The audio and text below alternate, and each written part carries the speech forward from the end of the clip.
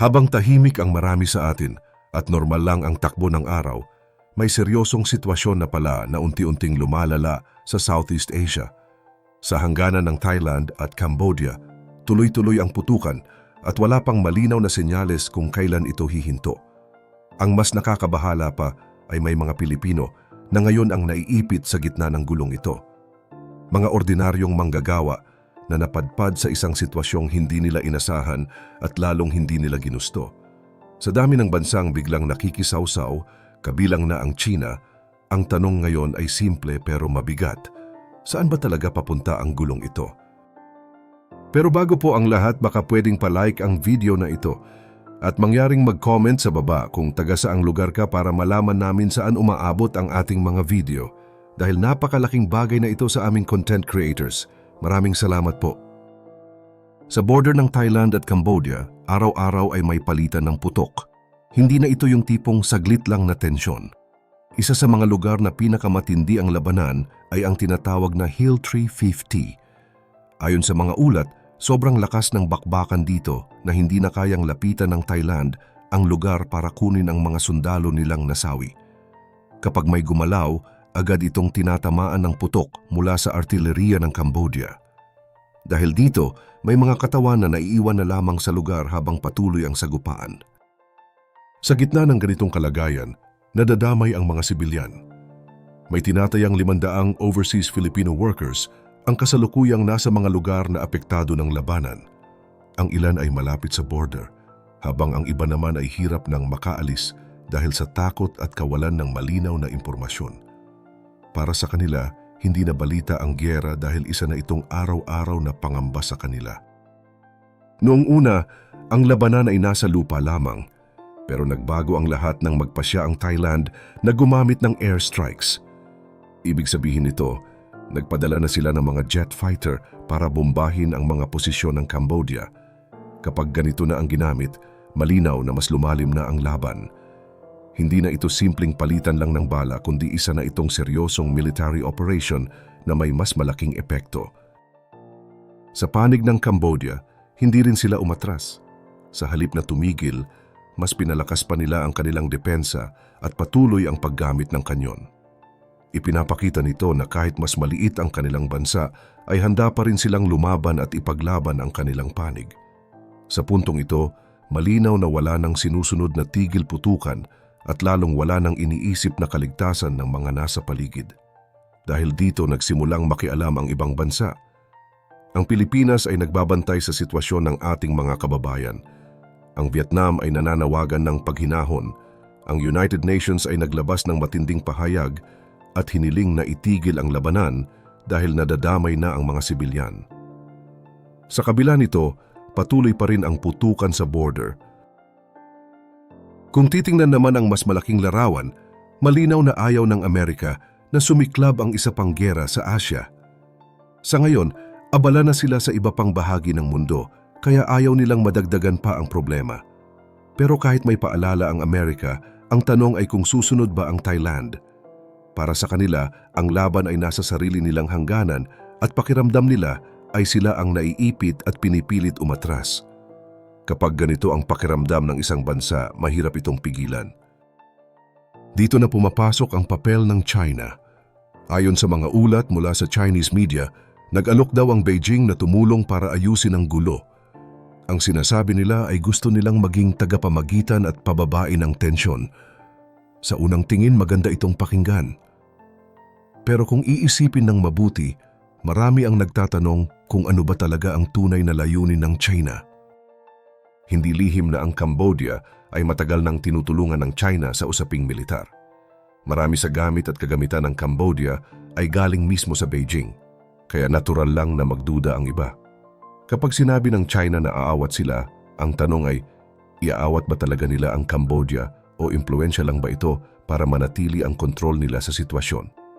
Para sa ilang tagamasid, parang ipinapakita lang ng China na kaya nilang guluhin ang isang rehiyon kung kailan nila gusto. Kung susuriin, nagmumuka itong proxy war. Ang Cambodia ay may suporta ng China, habang ang Thailand naman ay may matagal ng ugnayan sa Amerika. Hindi sila direktang naglalaban, pero ang mga kaalyado nila ang nasa unahan. Parang mga nakaraang gera kung saan ang malalaking bansa ay nasa likod lang, pero ang tunay na nasasaktan ay ang mas maliliit na bansa at ang mga ordinaryong tao.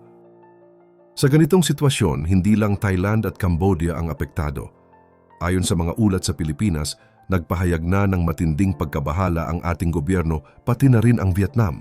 Kapag nagkagulo sa mainland Southeast Asia, siguradong may epekto ito sa ekonomiya at seguridad ng buong rehiyon. Ang Vietnam ay katabi lang ng Cambodia, kaya may takot sila na baka lumawak pa ang labanan at umabot sa kanilang teritoryo. Para sa Pilipinas, ang pinakamasakit na bahagi ay ang kalagayan ng mga Pilipino roon. Marami sa kanila ay pumunta sa Thailand para magtrabaho at magpadala ng pera sa pamilya. Ngayon, imbes na trabaho ang iniisip nila ay kung paano manatiling ligtas. Ayon sa mga ahensya ng gobyerno, may ibinigay na silang tulong para sa mga apektadong OFW. Pero para sa mga nasa mismong lugar, ang tanong ay kung sapat ba iyon para sa araw-araw na panganib na kanilang nararanasan. May ilan na nagtatanong kung dapat na bang pauwiin ang mga Pilipino na malapit sa border. Ang sagot dito ay hindi iyon ganun kasimple. Kung magtatagal ang airstrikes at putukan ng kanyon, malinaw na kailangan ang paglikas. Pero ang problema, paano sila makakaalis kung sarado ang mga daan at delikado ang mga border area? Kapag walang ligtas na ruta, mas lalo silang naiipit sa gitna ng labanan. Dagdag pa rito ang kahalagahan ng Hill 350 na patuloy na pinag-aagawan. Ito ay mataas na lugar na may malinaw na tanaw sa paligid. Sa digmaan, ang may kontrol sa mataas na lupa ay may lamang.